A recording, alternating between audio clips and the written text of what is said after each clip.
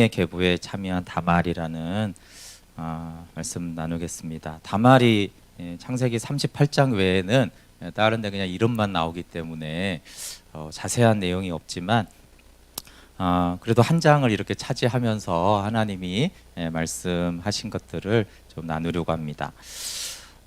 일단은 좀 다말이 나오는 본문이 좀 생뚱맞습니다. 37장에 요셉 얘기가 시작이 되면서 사실 50장까지 쭉 이제 요셉 얘기이기 때문에 요셉이 얘기인가 보다라고 하는데, 갑자기 이제 요셉이 얘기가 이제 진지하게 되다가 사람들이 그게 궁금한데 지금 형들한테 잡혀서 어떻게 될까, 뜬금없이 이제 유다와 이제 다말이 사실은 근친상간을 하는 이상한 내용이 좀 나오는 거예요.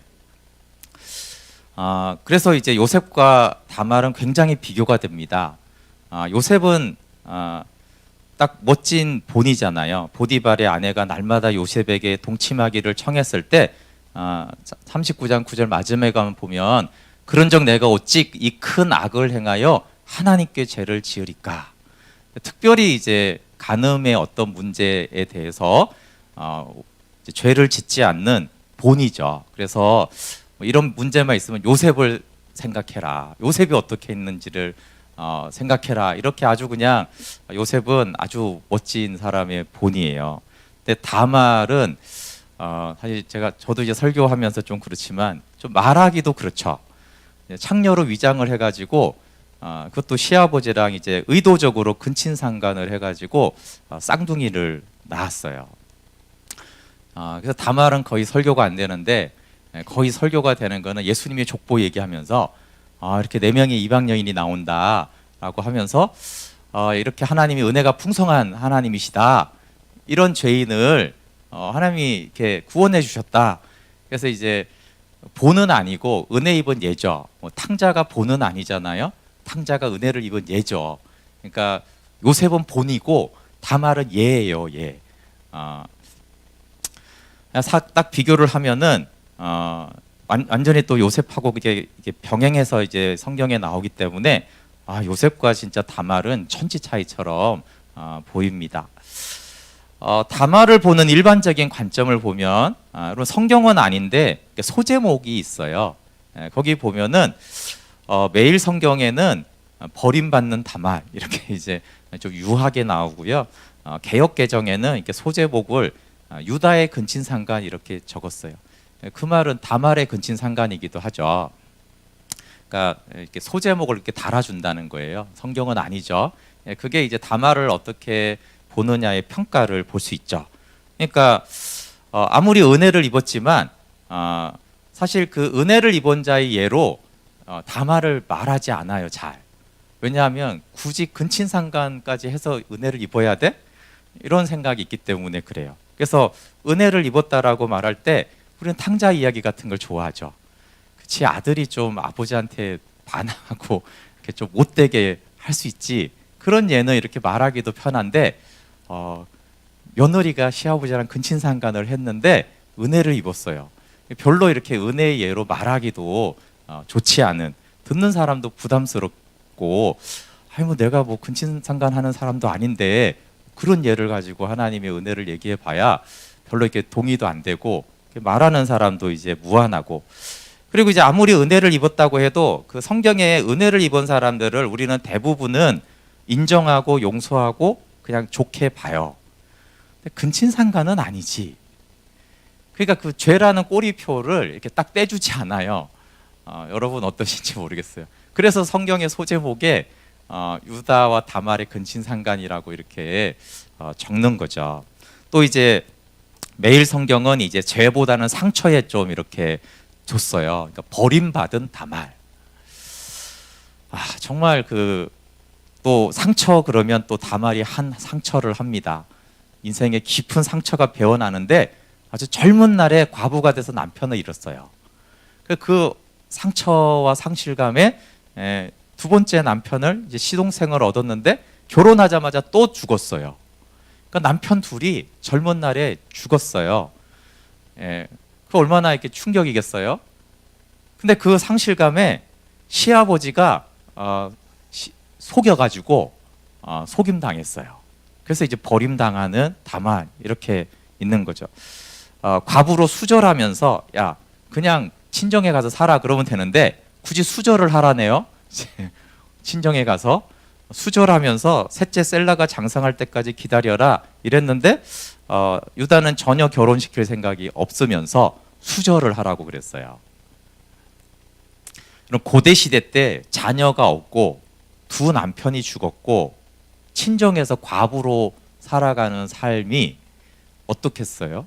지금도 끔찍하겠지만 고대 시대 때 그런 여자는 그냥 비참함과 상처 덩어리 자체라고 해도 사는 게 아닌 거죠. 그러니까 이제 매일 성경은 버림받는 상처받은 다말에 좀 했고 이제 개역 개정 성경 같은 데는 이제 죄가 있는 유다와 다말을 이렇게 말하고 있어요. 혹시 여러분 물론 요셉의 고난 빼고요. 요셉 닮고 싶은 사람 그러면 많죠. 요셉, 다니엘, 다윗 뭐 대표적으로 닮고 싶은 인물이에요. 근데 다말을 닮고 싶은 사람 이러면은 저요 이럴 사람이 있을까요? 몇 명 있을지 모르겠어요. 근데 저는 다말이 요셉 이상으로 훌륭하게 보입니다. 사실 은혜의 예로도 아까 말했는데 적절하지 않거든요. 다말 같은 은혜를 받고 싶은가요? 예. 탕자 같은 은혜는 받고 싶어도 다말 같은 은혜는 사실 별로 받고 싶지가 않아요. 그래서 이제 다말을 아무도 닮고 싶든지 심지어 은혜의 영역까지도 다말 같은 용서를 굳이 내가 왜 받아야 돼? 다른 많잖아. 용서받은 성경 인물이 얼마나 많아요. 그런 사람들이죠. 그래서 다말은 어쨌든 이렇게 언급하고 싶지 않은, 솔직히 성경이 없으면 제일 좋겠는데 있으니까 왜 근친상간한 여자가 예수님의 할머니가 되냔 말이에요. 부끄럽잖아요. 불신자들은 또 그걸 막 공격하거든요. 그러니까 성경이 크게 이상하지 않느냐. 도킨스라는 사람이 이렇게 비난하는 것 중에 하나예요. 성경을 봐라. 근친상간하고 내가 난리 아니냐. 그런 걸 믿는 이상한 인간들이 있다. 이런 식으로 이제 막 공격도 이제 기독교를 이렇게 비난하는 사람들의 어떤 샘플로도 쓰여지는 구절이고, 믿는 사람들은 별로 안 좋아하니까 없는 게 편하지 않을까요? 그렇습니다. 그런데 요셉과 다말은 아브라함의 언약 성취에 참여하는 사실은 중요한 두 인물입니다. 아브라함에게 맺은 약속은 크게 두 개예요. 두 축인데 하나는 씨와 땅이에요. 그 씨는 요한복음에서 생명이라고 말하고 그리스도를 말하는 것이죠. 그리고 땅은 이제 하나님 나라를 말합니다. 물론 이제 통치권, 가나안 땅이지만, 근데 이 요셉의 입애굽의 사건은 이제 많이 들었지만 하나님 나라에 참여하는 거예요. 그러니까 입애굽과 출애굽을 통해서 땅에 대한 아브라함의 약속을 성취하는데 거기에 이제 요셉이 참여를 했다라는 거예요. 그럼 이제 다말이 왜 나오냐 하면 다말은 생명에 참여한 여인이에요. 씨에 대한 약속을 성취하는데 참여한 여인이에요. 그런데 왜 이렇게 다말이라는 그런 인물을 쓰느냐라고 했을 때 헷불 언약, 아브라함과 맺은 헷불 언약은 하나님만 지나가셨어요. 그러니까 아브라함이 성취하거나 요셉이나 다말이 성취하는 게 아니고 하나님이 성취하는 거예요. 근데 하나님이 성취하는데 쓰임 받은 사람이 아브라함이고 이삭이고 야곱이고 요셉이고 다말인 거예요. 그래서 하나님이 이렇게 주권적으로 땅과 씨에 대한 약속을 성취해 가신다. 그러나 그 성취할 때 하나님의 뜻에 순복하는 자를 쓰시겠죠, 당연히. 그러니까 요셉과 다말은 하나님의 약속에 붙들려 있는 사람으로서 나오는 거예요. 그래서 요셉과 다말은 한 축을 이제 서로 두 축을 그래서 이제 담당해서 아브라함의 헷불 언약을 하나님이 성취하는 것을 보여주는 것입니다. 요셉은 이렇게 순종했다는 걸 보여주고 다말은 이렇게 순종했다는 얘기를 성경은 하는 거예요. 둘 다 그리스도와 영생을 증거하고 있습니다. 성경이 그리스도와 영생을, 복음을 증거하기 때문에 다말은 그리스도를 증거하고 복음을 증거하는 여인이고, 특별히 이제 하나님 나라와 함께 이제 생명에 참여하는 본이 됩니다. 하나님의 눈으로 보는 것과 우리의 눈으로 보는 유다 가족이 다르죠. 여러분, 유다는 찬송이라는 뜻이에요. 그리고 이제 요셉이 물론 제일 훌륭한 일을 하니까 그렇지만 그 위에 열 형제를 봤을 때 사실 열 형제 중에 유다가 제일 낫습니다. 실질적으로 장남 역할을 하고 야곱이 축복할 때도 너에게는 이제 홀이 있을 것이고 결국은 이제 다윗의 조상이고 예수 그리스도의 조상이잖아요. 그리고 유다 지파, 그러면 이제 굉장히 긍정적인 이미지인 거예요. 유다 지파. 그래서 그런 찬양팀도 있고 또 유다라는 이름은 좋은 이름으로 좋은 뜻으로 거의 사용이 됩니다. 그런데 하나님은 다말이 유다보다 오늘 성경에 더 옳다라고 하셨어요. 다말이 유다보다 더 옳다, righteous예요. 더 의롭다, 정당하다 이런 뜻이에요. 근데 해석에 따라서 이 사건이 그렇다고 볼 수 있지만 제 개인적인 생각은 전체적인 삶이 유다보다 다말이 더 낫다라고 저는 이렇게 보여졌어요. 그러니까 우리는 이렇게 아마 생각할 것 같아요. 뭐 셀라를 어디다 놓을지는 모르지만 셀라는 하여튼 죄가 없으니까 성경에 그냥 태어만 놨어요. 근데 유다는 잘못이 하나 있으니까 그 다음에 엘오나는 성경에 여호와께서 악해서 죽였다고 하니까 악한 자가 맞겠죠. 근데 제일 악한 거는 근친상간을 의도적으로 한 다말이 아니겠나. 근데 하나님이 보는 평가는 다말이 제일 옳아요.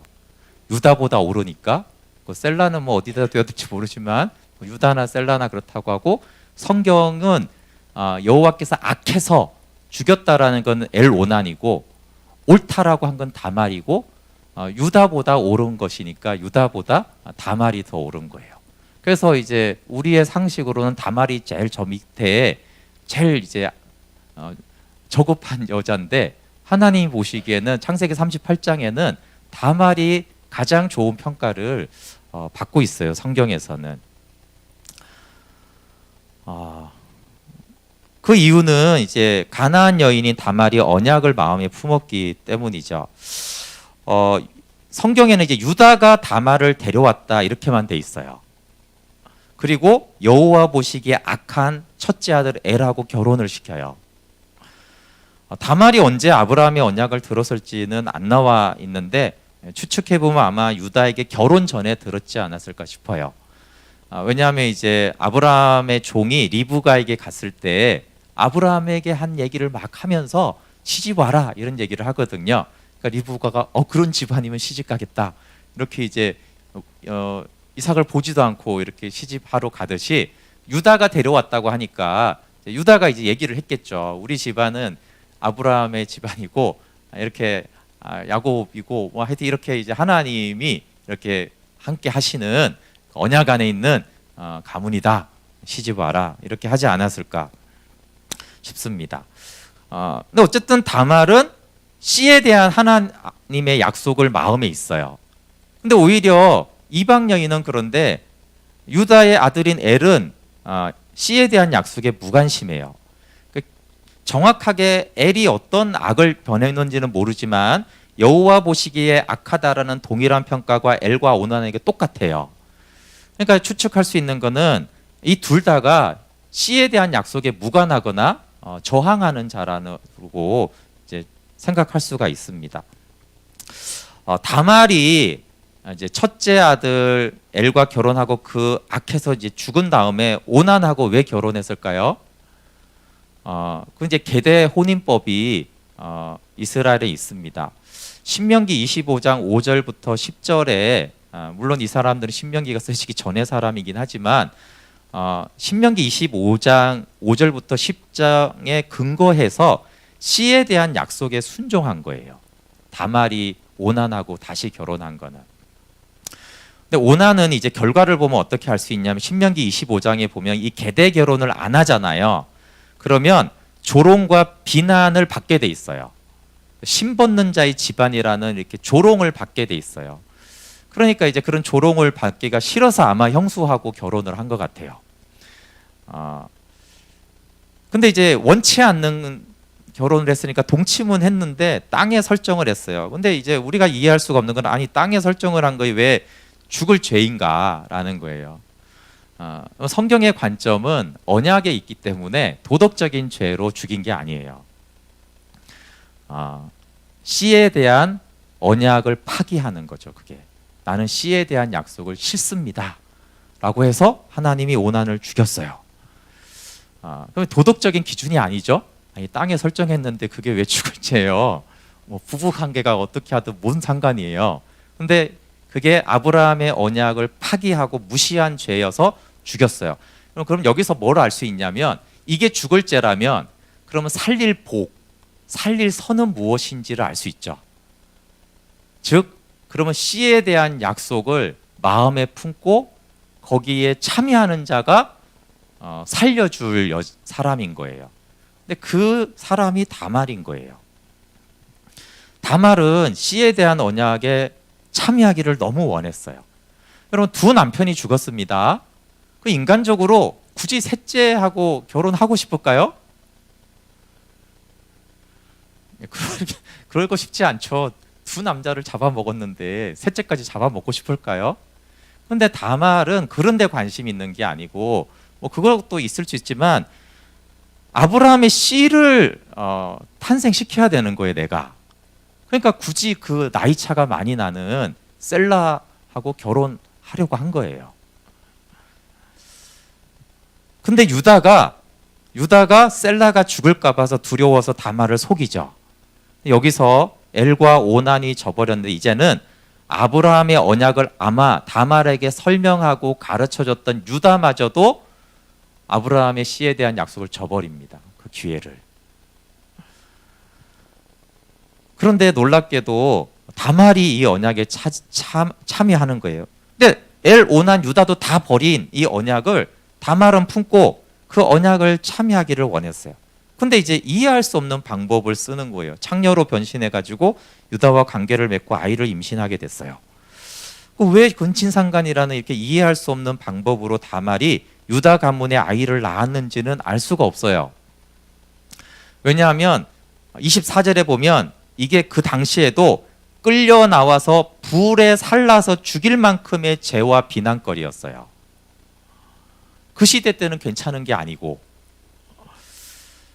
그냥 근친상간이 아니어도 그렇게 불살라 죽일 만한 일이었으니까 뭐 두말할 게 없는 거죠. 근데 이제 다말은 유다에게서 그가 나보다 옳다라는 말을 듣고 목숨을 건진 후에 홀로 아이를 낳습니다. 26절에 이렇게 말해요. 유다는 그 물건들을 알아보았다. 그 아이가 나보다 옳다. 나의 아들 셀라를 그 아이와 결혼시켰어야 했는데 하고 말하였다. 유다는 그 뒤로 다시는 그를 가까이 하지 않았다. 그럼 다말이 무엇이 유다보다 옳겠습니까? 도덕적으로, 율법적으로, 선행해서 혈통으로 옳을까요? 아니죠. 유다가 저버린 씨에 대한 약속 성취를 위한 행동이었기 때문에 유다는 나보다 옳다는 거예요. 그 하면 안 되는 죄를 씨에 대한 약속을 위해서 했기 때문에 당한 자기보다도 주모자인 다말이 더 옳다는 거죠. 유다가 저버린 그래서 다말이 죽을 짓을 했는데 그 죽을 짓을 약속의 씨를 얻고자 했기 때문에 유다보다 더 옳다는 거예요. 말이 좀 이상하죠. 근데 여러분 생각해 보세요. 다말이 유다보다만 옳을까요? 혹시 다말이 나보다 옳지 않을까요? 여기 동의하는 사람도 있고 이제 동의하지 않을 수도 있을 것 같아요. 동의하지 않는다라면 이런 거겠죠. 다말이 유다보다는 옳지 모르겠지만 그녀의 행동은 부도덕해. 그래서 나는 다말의 행동에 동의할 수 없어. 다른 방법을 찾았어야지. 아마 이런 생각일 것 같아요. 그런데 굉장히 이상한 게 하나가 있는데요. 그럼 하나님은 동의했어요. 제가 물음표란 거는 이 단어가 적절하지 않기 때문인데 단어를 찾을 수 없어서 어쨌거나 비슷한 말로 하면 하나님은 동의했습니다. 우리는 동의하지 않는 거를. 그리고 제 생각에는 동의 정도가 아니라 매우 기뻐했을까라고 생각이 들어요. 기쁘다고 쓰면 이제 매우 이제 오해가 생길까봐 그런 표현이 성경에 없다라고 생각이 됩니다. 근데 왜 하나님이 동의하거나 그렇게 했다는 걸 알 수가 있냐면 언어는 없어요, 성경에. 근데 다말의 아들 베레스를 통해 성자 하나님을 이 땅에 성부 하나님이 보내셨어요. 하나님의 동의 아니면 허락, 찬성, 기쁨 뭐 단어는 모르겠지만 만약에 이것이 없었다라면 성자 예수님의 족보에 다말을 하나님은 넣지 않았을 것이고 예수님은 베레스를 통해서 오시지 않았을 거예요. 왜 그렇습니까? 성자 예수님이 꼭 베레스를 통해서 와야 됩니까? 다말을 통해서 와야 됩니까? 그럴 이유는 없죠. 하나님이 아무나 주권적으로 아브라함의 자손 중에서 하면 되지 왜 하필 그 다말의 아들인 베레스를 통해서 굳이 와야 됩니까? 근데 하나님은 그래 다말아 네 아들을 통해서 내 독생자를 보낼 거야 라고 하셨고 실제로 보내셨어요. 이거보다 더 큰 증거는 없습니다. 여러분 성자는 성부의 영광이에요. 성자는 성부의 끔찍한 기쁨이에요. 근데 그 성자를 보냈다라면 그 이상의 인정은 없는 거예요. 성자가 최종적인 것이거든요. 아버지에게는 성자 외에 중요한 건 없어요. 근데 그 성자를 다말의 후손으로 다말의 아들인 베레스의 후손으로 보냈다면 적어도 하나님은 기분 나쁜데 이랬으면 그렇게 보내실 수는 없겠죠. 그 귀한 성자를 그 기분 나쁜 집안에 보낼 이유는 없는 거예요. 네, 하나님이 왜 동의했을까요? 그것은 생명의 계보에 참여하는 가치가 도덕적인 가치보다 더 높기 때문입니다. 이 말은 매우 위험한 말이지만 생명에 참여하는 그 가치가 도덕적인 가치보다 더 높습니다. 비동의한다라면 씨에 대한 약속, 씨를 잇는 것, 생명에 참여하는 가치를 그만큼 인정하지 않으면 계속적으로 나는 그래도 동의할 수 없어라고 할 것입니다. 만물 안의 생각과 우리의 이성과 논리로는 동의할 수 없어요. 왜냐하면 우리의 이성과 만물 안의 생각은 영원한 생명의 가치를 알 수 없기 때문에 그래요. 근데 생명의 가치를 진짜 아는 자는 십자가를 받아들입니다. 여러분 땅에 대한 약속의 가치를 모르면 우리에게 요셉처럼 한 13년 정도 노예하고 재수를 해볼래? 라고 하면 땅에 대한 가치를 모르는 사람은 싫어요 라고 할 거예요. 그 가치를 아는 사람은 그렇게 하겠습니다 라고 할 거고요. 그러니까 요셉이 땅에 대한 가치를 이해한 그 가치는 어마어마한 거예요. 13년 노예와 죄수? 당연히 그 정도 할 가치는 있지. 땅에 대한 약속을 위해서라면. 다말은 씨에 대한 약속 때문에 요셉의 고난에 버금가는 십자가를 그 무덤을 받아들였어요. 두 남편이 죽고 시아버지와의 근친상간과 혼자 쌍둥이를 과부로 키우는 여인의 삶을 상상해 보십시오. 고대 시대 때 이게 가능한 삶인지, 복지라고는 아무것도 없는 적자 생존의 시대 때 거기다가 지금은 이사 가면 되는데 고대 시대 때는 이사도 못 가고요. 그 한 동네에서 평생 손가락질 받으면서 저 여자라는 조롱을 받으면서 그 받을 수치가 어땠을지 생각해 보세요. 그나마 인정이라도 받아야 되지 과비가 어디 가서 싹바느질이라도 하고 먹고 살 거 아니에요. 근데 이 여자를 누가 일감을 줄까요? 이 여자에게 누가 동정을 베풀까요? 이것은 다말의 이 선택은요 끔찍한 자신의 평생을 이제 열은 거예요. 근데 다말은 그 수치와 고난을 몰랐을까요? 뻔하죠. 근데 알면서도 그 수치와 고난을 선택했어요. 왜냐하면 나는 생명의 계보에 참여해야 돼. 그 한 가지 이유 때문에. 여러분 다말이 성적인 만족이나 너무 외로움을 나는 채우고 싶어 이런 감정적인 유대감을 위해서 한 행동이 아니죠. 오히려 평생 외롭고 비난과 멸시를 받으면서 고생하는 무덤을 향해 스스로 걸어간 거예요. 그래서 다말은 예수님의 생명을 낳기 위해서 수치와 조롱과 고단함을 선택한 것입니다.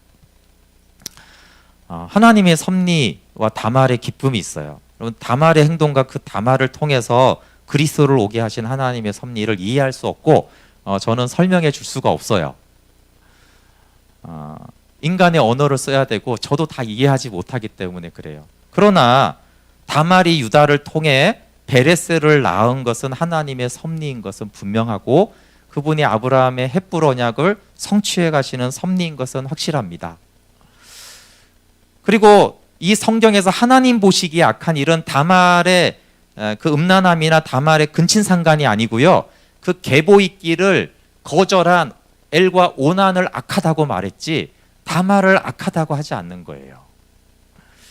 우리의 기준하고 너무 땅에 설정한 것보다는 근친상간이 1000만 배 나쁜 짓 같은데 성경은 오난은 악하다. 그리고 죽어 마땅하다고 말하고 다말은 살려주고 죽어 마땅한데 지금 죽이려고 했는데 살려줄 뿐만 아니라 그 아들 베레스를 통해서 예수님이 오십니다. 하나님은 침묵하시지만 유다를 통해서 정당하다라고 평가를 받아요. 그리고 여러분 멸시를 받은 다말은 지금 기뻐할 거예요. 그때 그 기회를 놓치지 않은 건 정말 잘한 거야. 내가 평생 수치와 멸시를 받고 쌍둥이 혼자 키우느라고 죽을 고생하고 허리가 다 휘었지만 그때 잘한 거야.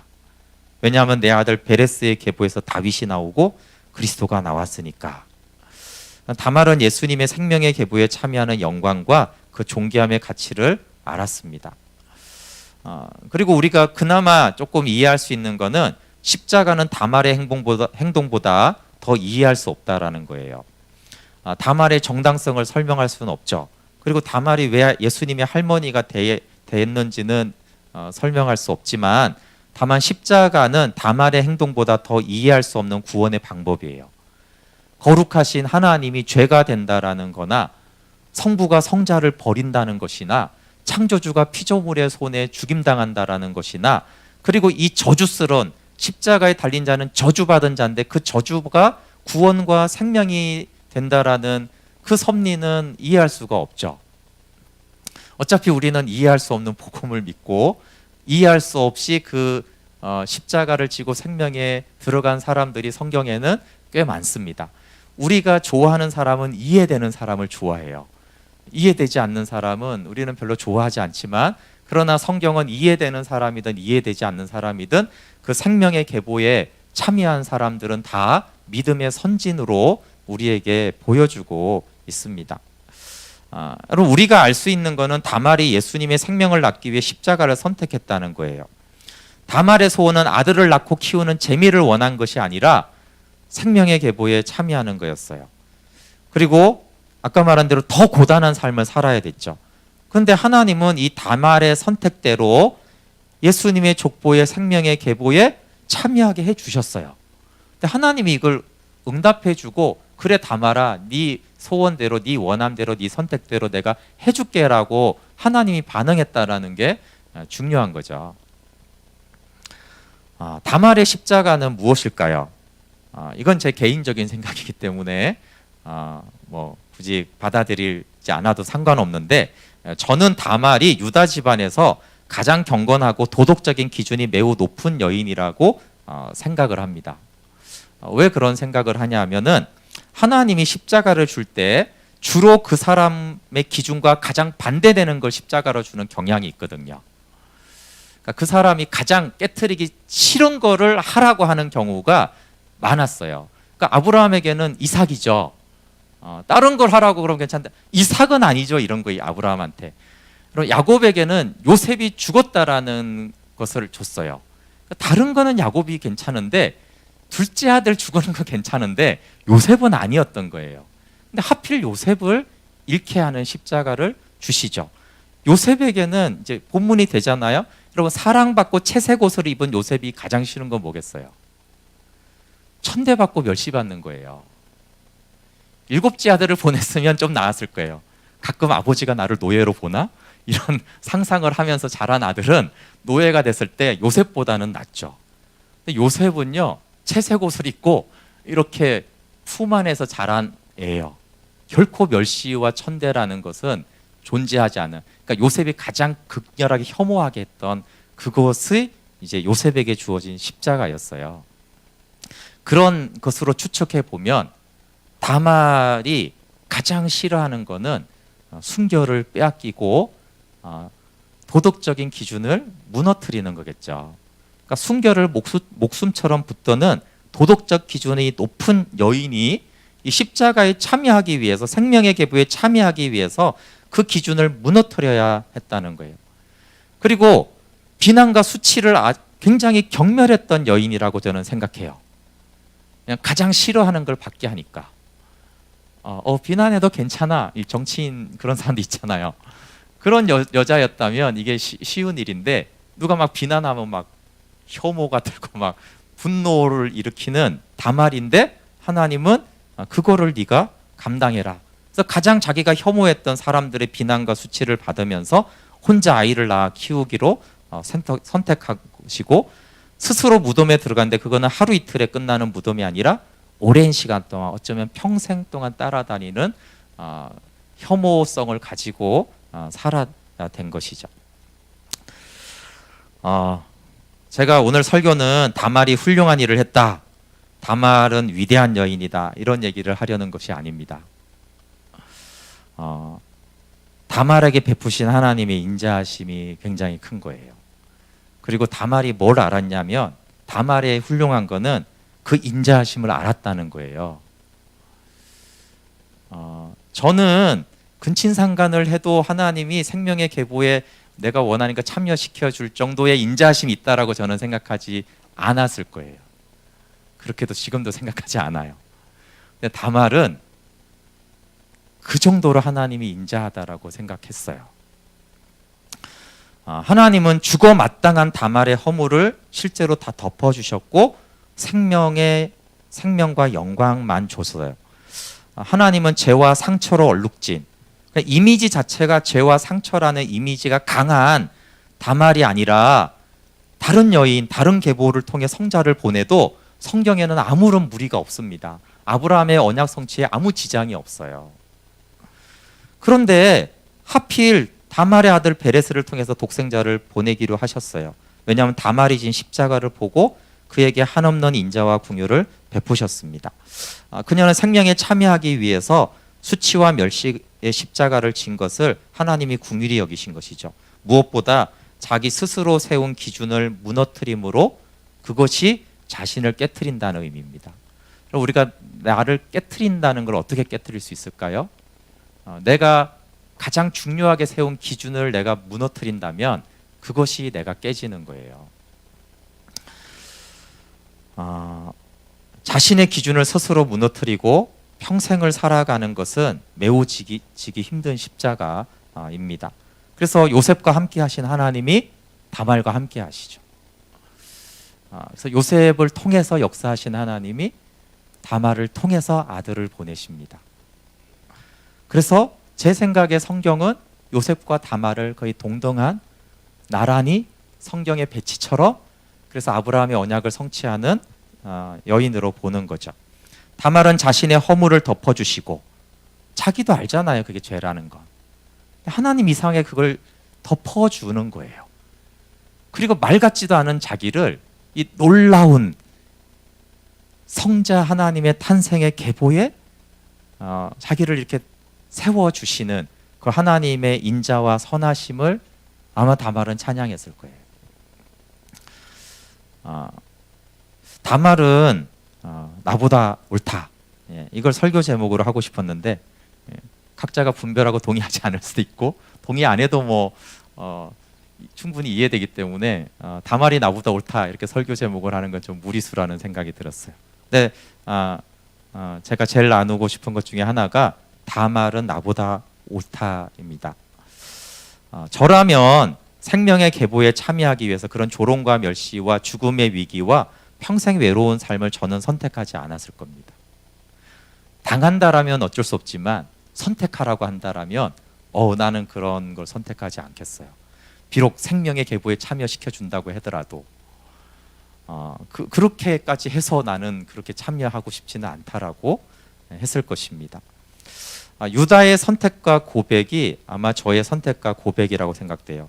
유다는 두 아들을 잃은 아버지로 얼마나 상처가 될까요? 두 아들이 죽었고 셋째까지도 죽을지 모른다는 두려움이 아버지에게 왔을 때 굉장히 어려웠겠죠. 그래서 유다 못됐네 그렇게 할 수가 없는 거예요.